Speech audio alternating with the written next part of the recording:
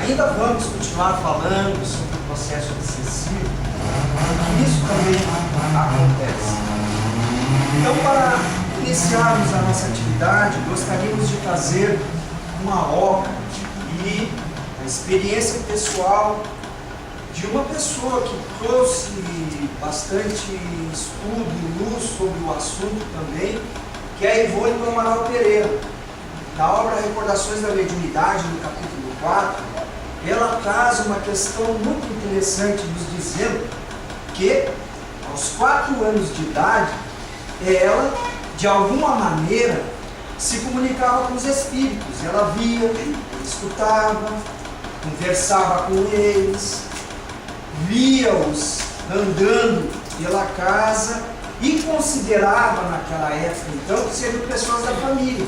Aliás, muito bem colocado numa outra obra de Sueli Caldas Schubert, Mediunidade e Obsessão na Infância, em que ela vai dizer que muitas vezes, em algumas circunstâncias, as nossas crianças que a gente identifica brincando sozinho, falando sozinho, conversando sozinho, que a psicologia moderna em relação à criança trata com o amigo imaginário, que em muitas circunstâncias nada mais é, nada menos do que muitas vezes um familiar, já no mundo espiritual e ali de alguma maneira interagir. Então a Sueli, ela diz que em muitas circunstâncias se apresenta uma foto de alguém que já está no mundo espiritual e muitas vezes, em algumas situações, a criança assim, vovó, e até identifica quem seria. A Sueli, ela não fazia essa distinção. Como nós exigirmos da criança que ela faça a distinção sobre o que é encarnado e sobre o que é o espírito? Se os médiuns videntes, em muitas circunstâncias, não sabem fazer esta mesma distinção. Então, havia um espírito chamado Roberto, que interagia ali com a Ivone do Amaral Pereira, e que ela relata com muita propriedade nesse livro. Então ela entendia ser alguém da família, tratava com muita naturalidade. E, como na outra reencarnação, ele teria sido o pai biológico dela, e era assim que ela recordava, ela então, numa determinada ocorrência, o pessoal da família, como era de costume, então queria obrigar a Ivone a pedir a bênção ao pai biológico daquela reencarnação. E como ela passou a recusar e dizia assim, está lá na obra, até nós vamos ler ali, esse daí não é meu pai biológico, visível para todos nós.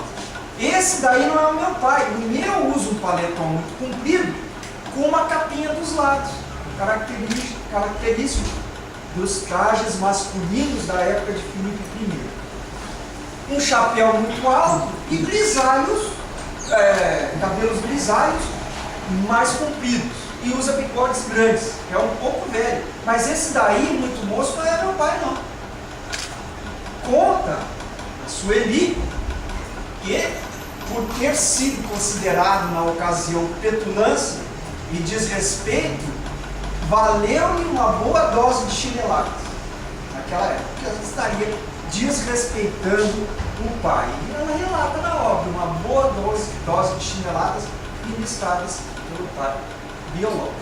Mas então, mais adiante, ela vai trazer uma lição muito grande a todos nós que temos essas características na nossa família. A possibilidade da mediunidade na infância, não necessariamente mediunidade, vamos explicar o porquê mais adiante, mas aquela criança que vê os espíritos, nossos netos, nossos sobrinhos, enfim. A lição muito importante que ela nos traz, na verdade, nos diz a Ivone, eu necessitava mais de tratamento físico, com vistas ao sistema nervoso e psíquico, visando ao suprimento de fluidos balsamizantes para o traumatismo sediado no perispírito do que repreensões e castigos corporais, cujas razões eu não compreendia. Não tinha como fazer a distinção. Alguns que apresentam, não são todas, já vamos ver também como isso se dá, porque que às vezes a criança tem um amigo imaginário, tem um companheiro que relata e depois deixa de ter. 7, 8, 9, 10 anos, não acontece mais. Outras continuam, permanecem, se manifestam e permanecem pela vida adulta. Lá na nossa casa, nós tínhamos uma funcionária na livraria, vocês todos conhecem a Sociedade Espírita Allan Kardec, era lá na Andrade Neves e agora está na Fernando Machado. Nós tínhamos uma funcionária que desde a infância ela via os espíritos com tal cabelo que mesmo na fase adulta e mesmo compreendendo um pouco melhor o processo, nem tanto porque ela não era estudante da doutrina, e ela acabou sendo contratada como funcionária da nossa livraria. O que acontecia? Às vezes nós passávamos na livraria e ela estava conversando, mostrando um livro para alguém que ninguém mais via. E como lá era o passe, muitas pessoas começaram a estranhar aquela situação e foram reclamar na diretoria. Olha aquela pessoa falando sozinha, será que é certo, correto deixar ela lá? Vamos conversar com ela. Aí ela disse assim, mas é do senhor, eu estava mostrando o livro que ele queria ver, ele pediu a primeira obra do Chico, eu estava mostrando outras obras do Chico, conversando animadamente com aquele senhor que ela não conseguia identificar se era espírito ou se não era. Falamos para ela sobre a necessidade de ela aprender a fazer essa distinção. Tudo bem, tranquilo. Na outra semana, o pessoal de novo foi reclamar dela. Um senhor que disse assim, eu fui lá, tentei falar com a moça da livraria, pedi um livro, não sei se é porque eu não estou muito bem vestido assim, ela não me deu bola. Não me respondeu as perguntas, nem sequer me olhava. Alguma coisa está errada, isso aqui não é uma casa espírita. E fomos conversar com ela novamente, e ela relatou o seguinte, que como a pessoa realmente estava com uma roupa um pouco estranha, ela entendeu que era um espírito. Então, para não causar constrangimento, ela nem sequer ela não olhava, assim, ela via, se esforçava e olhava.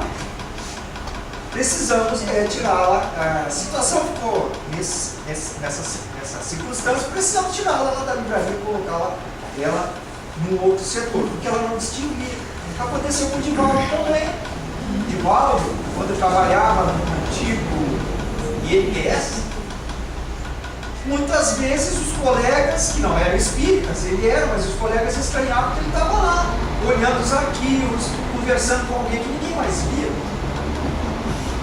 Chamaram a atenção dele, então ele combinou com uma colega, não me recordo o nome dela agora, Georgina, o nome da colega que ela tinha, trabalhavam juntos ali, para que se ela, que não era vidente, olhasse para o balcão e visse que tinha alguém fisicamente de carne e osso ali, ela fazia um gesto. Se não tinha ninguém, ela... Então ele sabia. Aí o que ele fazia? Ele não deixava de atender o espírito, ele chamava mais para um lugar mais reservado, atrás dos armários, e ali conversavam. Porque os espíritos iam lá e ainda queriam saber do seu processo, quando iam se aposentar, como é que estava aquilo que eles queriam. Não haviam se dado conta de que estavam desencarnados. E é isso que muitas vezes acontece nas nossas casas. Eles não se dão conta, estão lá, brincando com o neto, brincando com as crianças, conversando com as crianças. Alguns sabem, outros nem tanto. Então, ela traz esta característica. Olha também uma outra lição nessa obra, se vocês puderem ler, por favor, capítulo 4 da obra Recordações da Mediunidade. Bastaria ser levado a um centro espírita bem estruturado, assistir palestras, tomar passes e água fluida, participar da evangelização, que ali recebe já um esclarecimento, fazer o evangelho no lar, que tal situação declinaria e voltaria a eclodir no momento apropriado. Isso aconteceu com ela. E ela tinha tarefa nesta área específica da mediunidade. E nos traz essa lição. A situação declinaria e voltaria então a eclodir no momento apropriado. Mas quem é a criança? Ora, geralmente quando pensamos em mediunidade e em obsessão, pensamos sempre num indivíduo adulto, nos esquecendo que a criança pode, em algumas circunstâncias, tá, ter essa percepção, mas não exatamente ser médium como nós entendemos. O instrumento dos espíritos na mediunidade responsável, com estudo, com responsabilidade. Então a criança pode ser médium, pode também ser obsidiada. A criancinha pode ser obsidiada.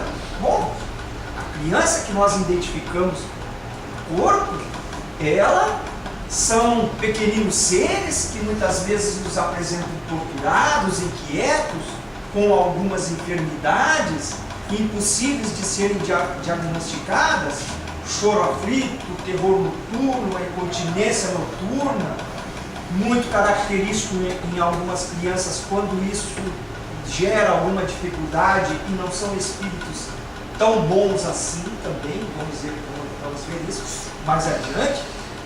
Muitas vezes a criança já conseguiu estabelecer o controle das suas necessidades fisiológicas, mas de um momento para outro passa a fazer xixi na cama, a despertar durante a noite gritando, chorando, com medo de dormir sozinha, com medo de dormir no escuro, ter que dormir com a luz acesa, por algumas questões que podem estar acontecendo nesse aspecto.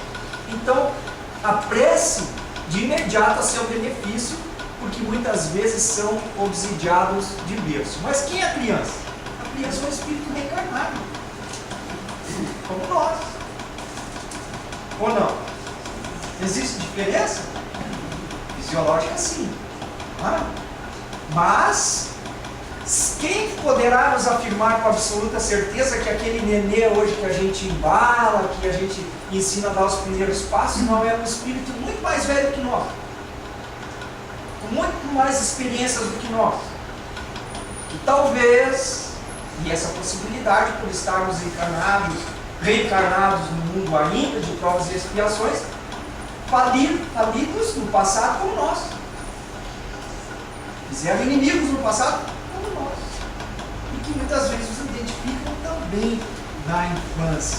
Então, a criança não é uma tábula rasa, não é um adulto em miniatura, é um espírito mortal, dono de um fantástico acervo de experiências decorrentes de suas encarnações anteriores.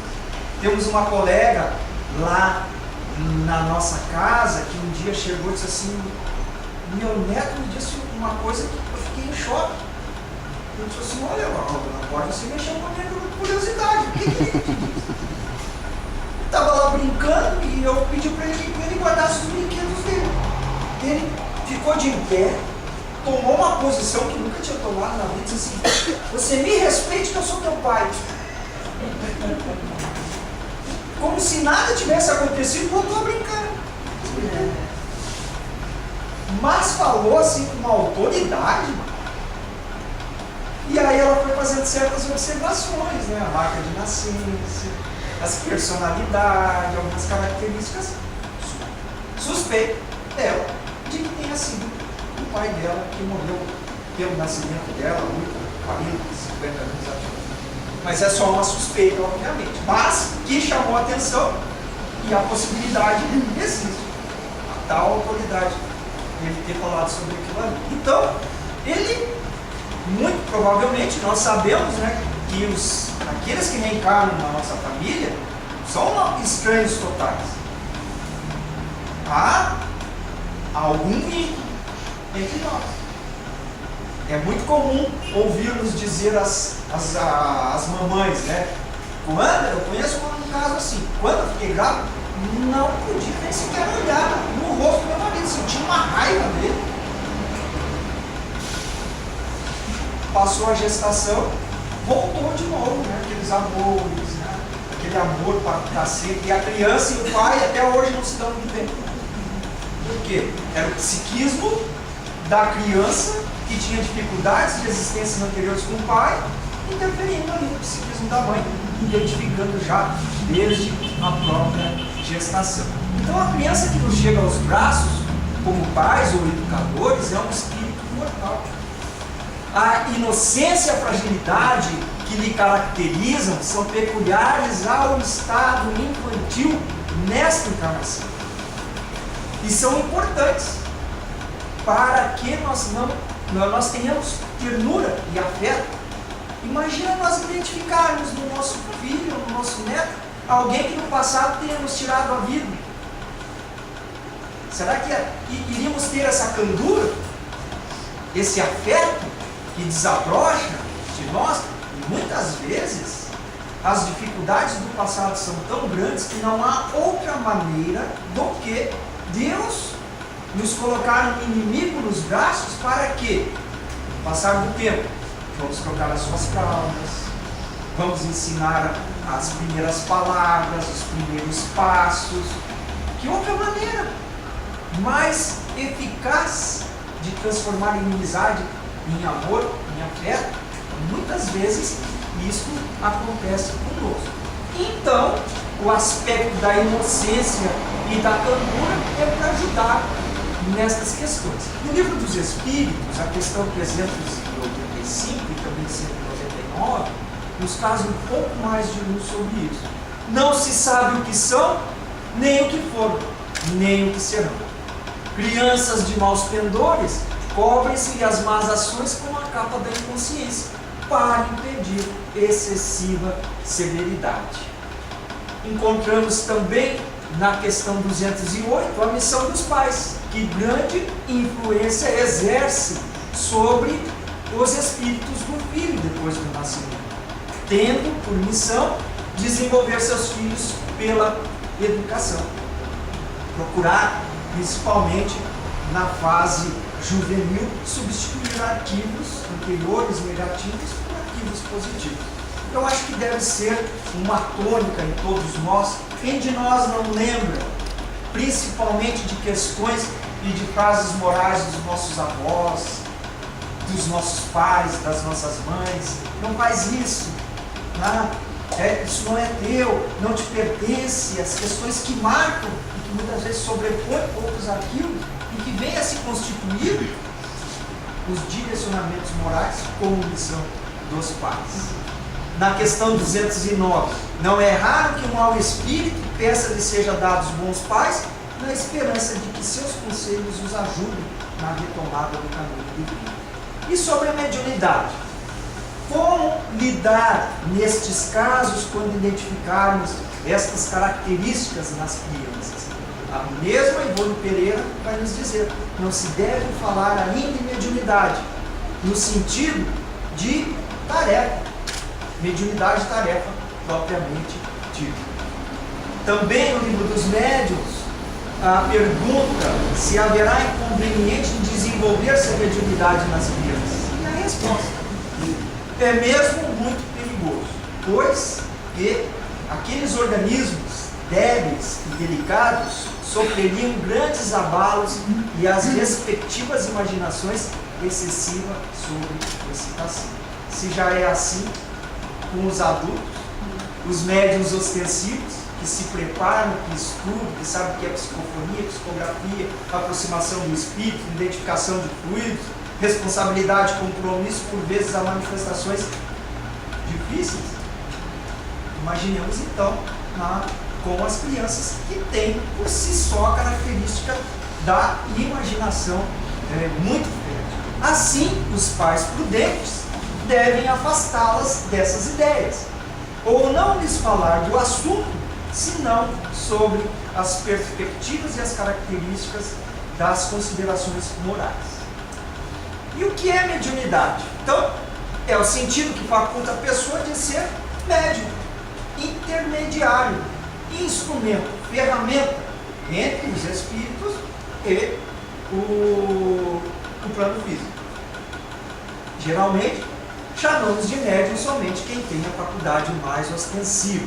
Ou seja, quem sente ou vê de forma mais clara a influência dos espíritos. De um modo geral, já nos diz Kardec, no item 159 do Livro dos Médiuns, todos nós somos mais ou menos médios, porque todos nós mais ou menos percebemos e sentimos a influência dos espíritos. E na fase infantil, a mediunidade é quase sempre tão natural quanto outros tipos de aprendizagem que vão acontecendo em todas as etapas do desenvolvimento. Ora, é até fácil de entender. A criança, na fase infantil, ela está mais lá do que cá, não é? Não se apropriou ainda inteiramente do arcabouço físico, ainda é assistida e amparada pelos espíritos responsáveis pela sua programação espiritual e que muitas vezes são percebidos por eles. Nesse sentido, tem relativa facilidade de perceber a presença desses espíritos, conversar com eles e ter um convívio mais fácil e espontâneo. Temos alguns exemplos de mediunidade na infância ou na adolescência das irmãs Fox. Em Hydesville, nos Estados Unidos, em 1848, tinham as características de médiuns de efeitos físicos. Kate e Margaret, de 11 e 14 anos, respectivamente. Se comunicaram através da tipografia, lembram das batidas? Ou o uso de pancadas, onde o espírito Charles Rosner disse detalhes da sua vida e de sua morte que ocorreram naquela casa onde se achava. Mas também temos no Brasil outros exemplos. Chico Xavier, desde os 5 anos de idade, ele via e se comunicava com a sua mãe, já desencarnada. Ela lhe aparecia principalmente quando ele recebia maus tratos por parte daquela que estava ali exercendo o papel de madrasta. Divaldo Pereira Franco também, desde os 4 anos, via os espíritos. Nós fizemos uma atividade com a juventude numa localidade e durante a parte da manhã os evangelizadores trataram sobre os aspectos da mediunidade com as crianças. E eu iniciei a nossa fala, na primeira hora da tarde, coloquei aquela figura no centro. Reuni os jovens e as crianças em torno, e eu, na minha ingenuidade, achava que seria uma grande novidade para as crianças e para os jovens aquilo que eu estava trazendo, aquele desenho. E coloquei ali, pedi para o pessoal olhar, fiz um cartaz bem grande, e o que eles estavam vendo? Chegou um garotinho de aproximadamente 7 anos. Ah, tio, esse aí é o Divaldo. Eu, é mesmo? É. E aquele ali que parece uma coisa azulada é o espírito do índiozinho Jaguaraçu. E nós pretendemos fazer uma lição para eles, né? E a evangelizadora dele assim na porta, assim, ó, olhando para o garotinho. E aí ele continuou a história, o que ainda nos deixou mais impressionado. Ele disse assim: você sabia que o índio Jaguaraçu já nasceu? Foi o primeiro filho registrado do Divaldo na Mansão do Caminho. Eu, é mesmo, sabia. E a evangelizadora. Pois quando ele foi no cartório, ele continuou a história. Então, alguém leu para ele que não foi evangelizadora, um livro, alguma coisa. Ele disse assim: ele foi registrar, o primeiro filho dele, registrado, que era Jaguaraçu, no cartório. Foi lá no cartório registrar. E o rapaz disse assim: qual é o nome da criança? Jaguaraçu Franco. Nome da mãe? Não tem. Aí o rapaz olhou para ele assim: mas o garotinho contando a história. Mas eu, tantos anos aqui no cartório, eu vi já muita mãe chegar e não dar o nome do pai. Mas o pai chegar com uma criança e não dar o nome da mãe, isso não aconteceu. E aí a Alta de Souza, nesse momento, aparece para Divaldo e diz assim: foi não. Então o primeiro filho de Divaldo era Jaguaraçu Franco, filho de Divaldo Pereira Franco e Alta de Souza. Que eu estava cultivando, porque senão não vou conseguir falar e fazer o trabalho. Ele disse assim, e ele já desencarnou, com 49 anos. Até disso ele sabia. Então, algumas crianças hoje, né, trazem essa peculiaridade de conhecer muito bem sobre o Espiritismo e nos parece que aquelas lições não são novas para eles. Então, esse indizinho chamado Jaguaraçu, para quem não conhece a história, ele brincava com o Divaldo, conversava. À medida que o Divaldo crescia, ele que tinha a tarefa de auxiliá-lo na sua infância, crescia junto com ele. Dava a impressão de crescer junto com ele para não haver dificuldades ali. Então, ele crescia também. E quando o Divaldo fez 12 anos, Jaguaraçu disse que teria que se afastar, pois estava se preparando para reencarnar. Só não disse que seria na mansão do caminho. Fato que Divaldo descobriu depois. Por que isso ocorre com tal naturalidade? O Espiritismo nos esclarece que o processo reencarnatório prolonga-se até os 7 anos de idade. Nesses primeiros anos de vida física, o espírito na fase infantil tem vínculos muito estreitos com os seus tutores, com os amigos espirituais que os ajudam na primeira fase do caminho. Mas também a gente identifica com muita particularidade outra situação. A criança cai do 2º andar e não se machuca. Vai daí o tropeçar aqui agora. E dá quebra no braço. A criança tem esse amparo, essa proteção. A não ser que a circunstância traga uma lição necessária ou uma reação necessária. Mas, do contrário, nós normalmente percebemos essas questões. Há pouco tempo, um acidente de automóvel, morreu toda a família, a criança estava lá. Nem fratura não teve. Pelo que eu tenho conhecimento, nem uma fratura teve. Estava lá a criança. E essa família toda. Então a criança tem esta proteção, né? Muito acompanhada de perto para aquele espírito que se comprometeu lá no mundo espiritual e auxiliá-lo na reencarnação. No Consolador, outra questão muito importante, quando nos chega essa pergunta: o período infantil é mais importante para a tarefa educativa? Sim, é o mais sério, o mais propício à assimilação dos princípios educativos. E aqui está a afirmação de que até os 7 anos de Emmanuel, o espírito ainda se encontra em fase de adaptação. Nessa idade ainda não existe aquela integração completa e total entre ele e a matéria orgânica. Por isso, as suas recordações do mundo espiritual são mais vivas, os seus relatos, as suas lembranças. Torna-se assim mais suscetível de renovar o caráter se encontrar nos pais legítimos representantes do colégio familiar. Isso porque é tão importante o lar para a edificação do homem. Então, em linhas gerais, nós temos aqui a gestação, em que o espírito adormece as suas capacidades, mas, em algumas circunstâncias, como nós sabemos, nem tanto. A infância, que o espírito ainda está em contato com o mundo espiritual, e existe a possibilidade de construir a nova personalidade. E lá, mais ou menos nos 14 anos, ele retoma as suas características do indivíduo, a natureza que lhe é própria. E há que se observar, então, o problema do desenvolvimento nos dois sentidos, tanto físico quanto mental. Agora se tratando da questão aqui da mediunidade, pois existem crianças fisicamente pouco desenvolvidas, mas moral e intelectualmente muito bem dotadas. Em ambos os casos, a prudência aconselha ser evitada junto à criança o trabalho mediúnico.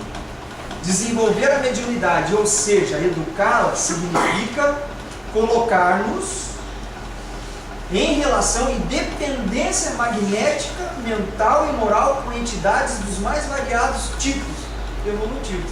É isso porque não podemos dar ênfase ao aspecto da mediunidade propriamente dita na criança ou no adolescente, pois que poderá em função desse contato, ter certos desequilíbrios e outras dificuldades, como instabilidade emocional.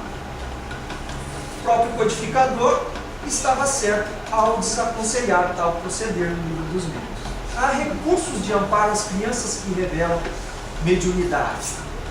Também algumas considerações que, se os espíritos em algumas circunstâncias eludem homens feitos e estudam para isso, que dirá então daquelas nossas crianças que por vezes também nos trazem relatos de certas ocorrências que se poderia caracterizar como indícios de mediunidade, o jogo do copo, que hoje está voltando à tona, que estava um pouco esquecido, que hoje novamente se vê alguns jovens, algumas crianças se ocupando com isso. O jogo do copo, em que não há conhecimento, não há seriedade. Que tipo de espíritos podem estar envolvidos naquelas características? Então, cabe a nós, que estamos com conhecimento do Espiritismo, trazermos a casa espírita, a evangelização, para que recebam a orientação adequada e não dar ênfase a estas outras questões. Ora, não se podendo esperar de uma criança a gravidade necessária a semelhante ato, muito de temer é que ela faça disso um brinquedo se ficar entregue a si mesmo. Por isso se vê então que a questão da idade está subordinada às circunstâncias, assim tanto de temperamento como de caráter. E ainda tem a questão da obsessão. Ora, identificando esta particularidade, os espíritos que têm alguma dificuldade em relação ao espírito mortal e não à criança propriamente dita, pode ali estar de alguma maneira tentando se vingar, se desforrar, prejudicar em vários sentidos. Então pode sim haver a influência negativa. E aí já não é mais de um filho familiar que quer o bem, que quer ajudar, que quer conversar, de um outro espírito que esteja tentando colaborar com o desenvolvimento da reencarnação daquela criança. Se trata de uma outra questão, às vezes vingança, influência negativa, perniciosa, persistente, que poderemos chamar de obsessão na infância, que pode ser definida como uma patologia de ordem espiritual. Aqui a Georgina colocou para nós que existem alguns graus na obsessão.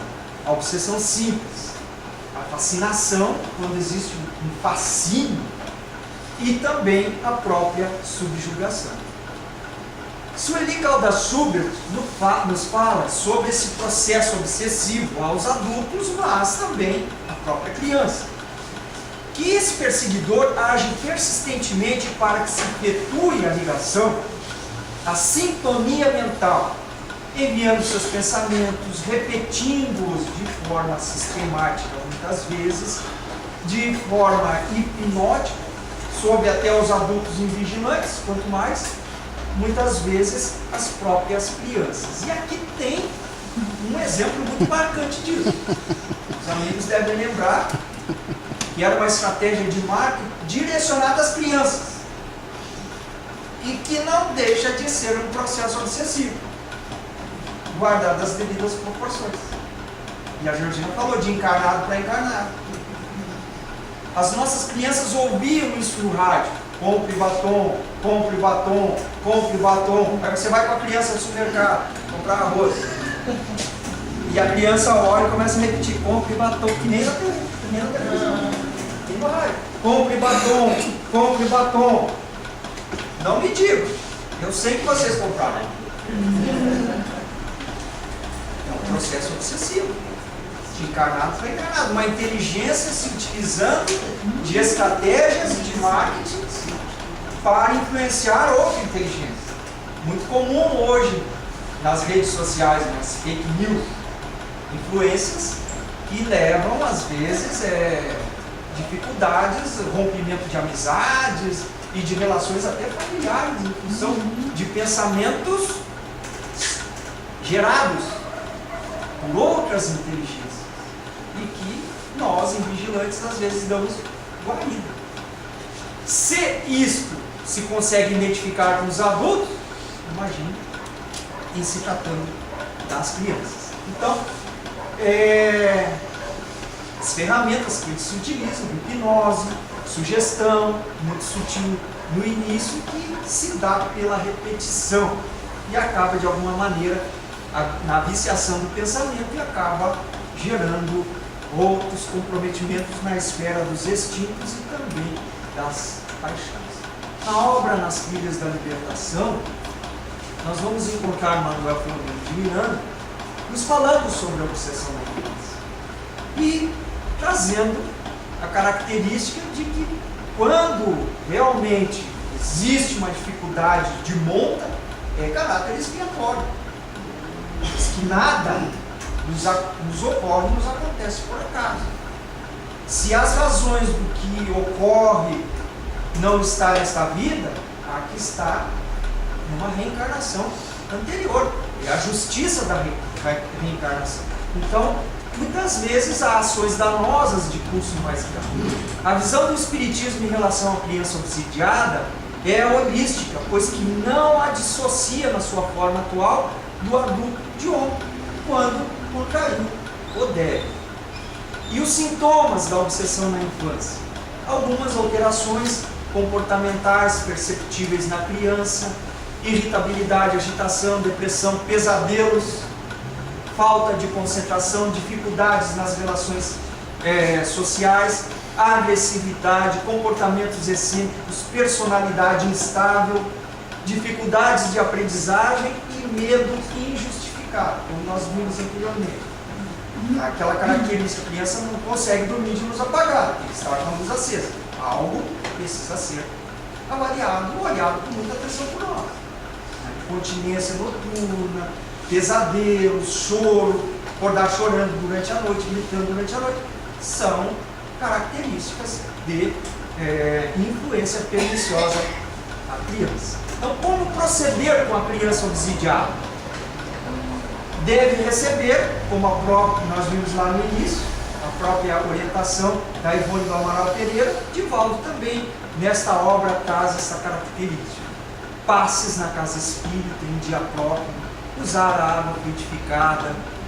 Os seus pais devem ser orientados para como saberem conduzir-se junto à criança, como enfrentar a situação com naturalidade e como conduzi-la a fim de minimizar-lhe a dor e libertá-la desta aflição que procede, obviamente, de vidas passadas. Então, a prevenção é isso: caminhar ao centro espírita para que receba paz e água purificada, que também possa receber a possibilidade do tratamento sucessivo, que visa ali a trazer o espírito vingativo ao esclarecimento, a entender que de alguma maneira ele não está prejudicando apenas a criança. Qual é a única certeza que nós temos hoje? A morte, não é? A morte é a única certeza que nós temos. A gente não sabe quando será. Pode ser hoje? Sim, só uma pessoa disse sim, a maioria está indo. Então a gente não sabe se pode ser, se vai ser hoje, vai ser esse ano. Mas eu sou muito jovem ainda. Muito jovem, às vezes, tem certas dificuldades que também remontam às vidas passadas. A gente não sabe. A nossa única certeza é que um dia vamos desencarnar. E os espíritos têm uma certeza também, que precisaram reencarnar. Muitas vezes eles são levados no tratamento obsessivo à mente mediúnica e os doutrinadores dizem assim: olha, o que você está fazendo vai trazer prejuízos a você na reencarnação próxima. O que você está fazendo vai estar limitando. Alguns precisam de longas conversas, em várias reuniões, outros se dão conta, mas o tratamento desobsessivo a princípio é isso.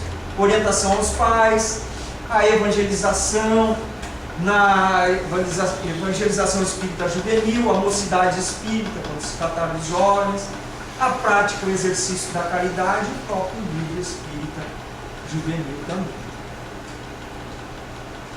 E a contribuição das aulas de evangelização na educação das crianças, proporcionam a eles, da mesma maneira que os levamos à formação intelectual nas escolas públicas, a formação moral nas escolas de evangelização, nas nossas casas espíritas.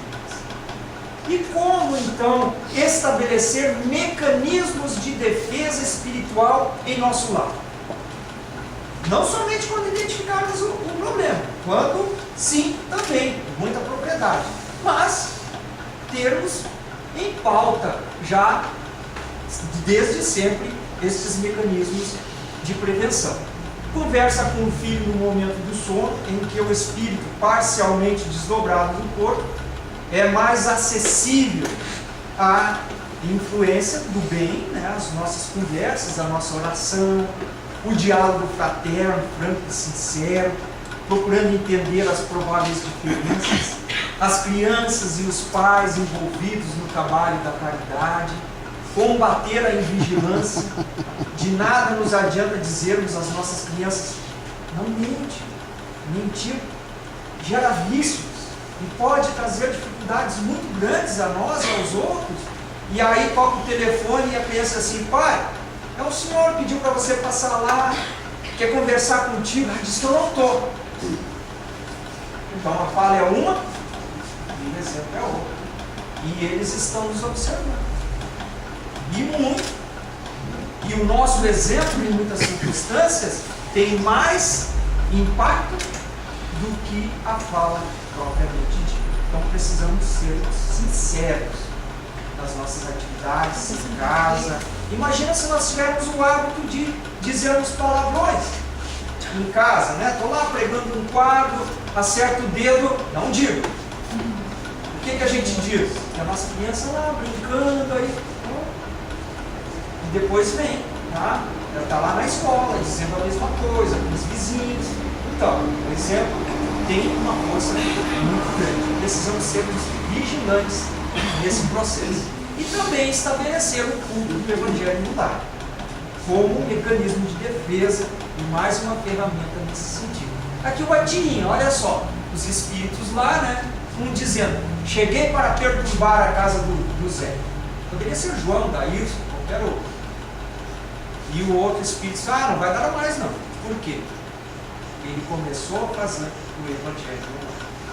O Evangelho no lar nos proporciona esse mecanismo de defesa contra as investidas dos espíritos mais imperfeitos do que nós, e contra aqueles que muitas vezes trazem influências nocivas às nossas crianças. Então, como fazer? Todas as pessoas no lar, 4 etapas básicas: preparação, um texto do Evangelho segundo o Espiritismo, uma prece dita com sinceridade do coração, o estudo do Evangelho. Se trazer uma questão, não é para apontar, não. Esse estudo não tem essa característica. Isso aqui que está dito no capítulo 5 é para você. Não é apontamento, não é cobrança. Estudo do Evangelho, daquelas características em toda a família. Então a gente faz uma leitura, vê a ideia de cada um, esclarece segundo o nosso ponto de vista, faz a prece final. Na prece final, meus amigos, ampara a nossa casa, as nossas crianças, as nossas dificuldades, nos ajuda no enfrentamento das questões do nosso dia a dia, nos ajude com a conquista da paciência, todas as virtudes que queremos, nos ampara, nos protege, enfim, uma prece dita também com o coração. E dentro da prevenção, estarmos atentos de que temos, muito provavelmente, inimigos do passado que merecem a nossa atenção. Mas não nos esquecermos que os bons espíritos, também no Evangelho no lar, por isso que essa ferramenta é tão importante, estão ali. O meu espírito protetor, o espírito protetor da mãe ou do pai, o espírito protetor da criança, os espíritos que de alguma maneira ajudam e corroboram aquela reencarnação, naquele dia nesse programa, eles estão lá. E nos aconselham durante o sono, nos inspiram, intercedem, nos protegem. Eles estão ali nos ajudando. Por isso, o Evangelho no lar é tão importante? Obviamente, o exercício também de outros recursos infalíveis. A dieta do silêncio, a vacina da tolerância, o detergente do trabalho, o antisséptico da oração, que não deve jamais ser esquecida por nós, principalmente nessas circunstâncias. E o exercício de empatia em todas as circunstâncias. Com isso, estaremos, de alguma maneira, um guarda-chuva, uma certa proteção em relação aos sentimentos negativos. E para encerrarmos, a oração da criança, na obra Luz no Lar, que vai nos dizer o seguinte: amigo, ajuda-me agora, para que eu te auxilie depois. Não me relegues ao esquecimento, nem me condenes à ignorância e à crueldade. Em tua companhia, estou na condição da argila nas mãos do oleiro. Hoje, sou sementeiro, fragilidade, promessa. Amanhã, porém, serei tua própria realização. Corrige-me com amor, quando a sombra de erro envolver-me no caminho, para que a confiança não me abandone. Protege-me contra o mal, ensina-me a descobrir o bem, não me afastes de Deus, e ajuda-me a conservar o amor e o respeito que devo às pessoas, aos animais e às coisas que me cercam. Não me negues tua boa vontade, teu carinho e tua paciência. De ti depende que eu seja pior ou melhor amanhã. Muito obrigado, meus amigos. E agora, então, a Georgina e eu nos colocamos à disposição para perguntas, prováveis perguntas que possam surgir em relação ao trabalho sobre a obsessão nos relacionamentos conjugais e a obsessão e mediunidade na infância.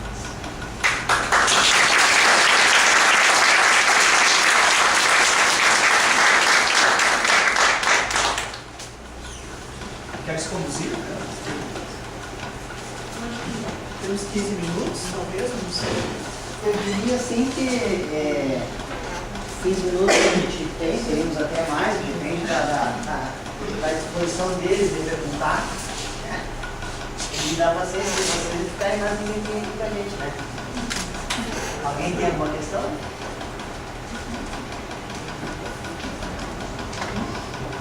Eu posso já fazer uma consideração? Pode.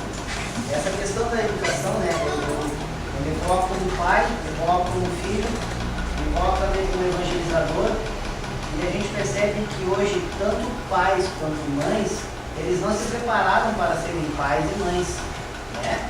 E aí você vem nessa surpresa, assim, quando pegam essas crianças, como daí você falou, né? Já estão com os pés no chão, estão firmes, né? Estão preparados, e às vezes se impõem e dizem assim, ó, essa é a minha vontade. E aí, pior do que isso, né? Não sabem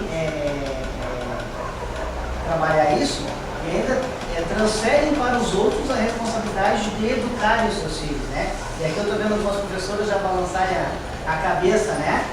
E isso nos preocupa muito, né?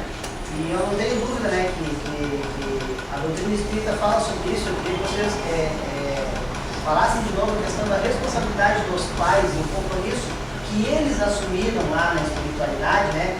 Mesmo quando a gente diz, mas foi uma gravidez indesejada.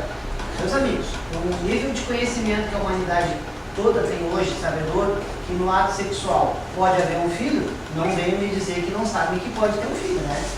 Parece assim. O que vocês acham? Tem uma obra chamada Entre Dois Mundos, de Manuel Filomeno de Miranda, pela psicografia de Divaldo Pereira Franco, no que trata do projeto reencarnatório, ali no seu capítulo 7, do Dr. Marco Aurélio. E dentre as características em relação ao passado de quem foi o Dr. Marco Aurélio, que participou lá da matança da noite de São Bartolomeu, fez todo um projeto reencarnatório a estar atuando com o Espiritismo nesse momento de transformação do nosso mundo. Que, aliás, nenhum de nós está aqui por acaso. Todos nós temos em que a doutrina espírita de alguma maneira está encontrando um caminho, um direcionamento, de alguma maneira nós estamos envolvidos com esse processo. Nos comprometemos lá na espiritualidade, antes mesmo de mandarmos o útero da nossa mãe, para cair o espermatozoide correspondente, antes mesmo disso nos comprometemos com Jesus. E muitos de nós pedimos para estarmos aqui nessa instituição espírita, envolvidos com as atividades determinadas que nós hoje estamos afeitos. Mas o que este capítulo, que é de grandes lições, que nos fala sobre detalhamentos para o êxito na tarefa, lá foi escolhido os pais, que os pais iriam encaminhá-lo à escola de evangelização, que ele colocaria no momento apropriado a esposa, que seria espírita, e lhe encaminharia a casa espírita, vários detalhes assim significativos. E um deles chama muita atenção, que havia 3 espíritos que no passado ele havia tirado assim do bom caminho, orientado no mal. Ele deveria receber como filhos nessa reencarnação para ajustá-los. Então, se eu devolver a esperança do passado, de alguma maneira, nesta, eu recebo aquele que eu desviei do passado para reencaminhá-lo ao bom caminho. Quer dizer que todos os nossos filhos tenham sido nossos inimigos do passado, ou espíritos desviados por nós.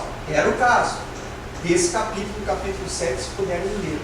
Mas traz esta lição, nós temos esse compromisso com as crianças, com as nossas crianças, que também, antigamente a gente entendia que era assim, que o espermatozoide mais rápido é que dá a volta.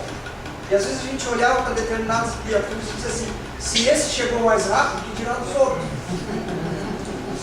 E hoje a ciência nos diz que não é assim.